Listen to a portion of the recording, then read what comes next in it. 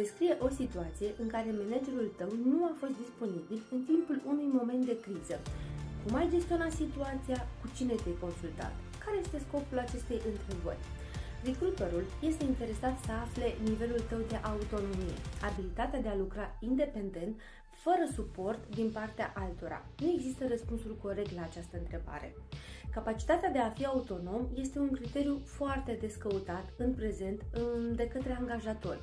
În plus, este vorba de a înțelege abilitatea ta, de a te descurca și de a face față în situații de incertitudine, ceea ce poate scoate la iveală nivelul tău de independență, autonomie.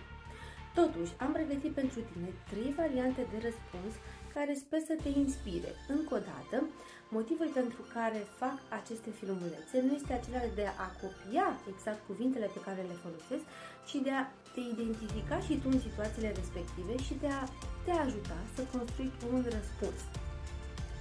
În situația în care managerul meu nu a fost disponibil în timpul unei crize, am identificat rapid alte surse de sprijin, cum ar fi alți lideri din organizație sau colegi din echipă cu experiență.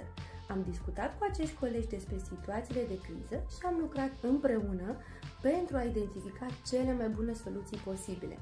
În același timp, am încercat să contactez managerul meu pentru a obține orientări suplimentare când a fost posibil. Aceasta poate să fie o variantă de răspuns. Încă o dată te încurajez să o aplici pe experiența ta. A doua variantă. Într-o altă situație, am decis să înaintez singură cu gestionarea crizei, având în vedere că experiența și abilitățile necesare eu le aveam. Am creat un plan de acțiune clar și l-am implementat imediat și apoi am raportat managerului meu rezultatele obținute și măsurile luate pentru a gestiona această situație. Iar varianta 3, pe care te încurajez să o aplici, este foarte scurtă.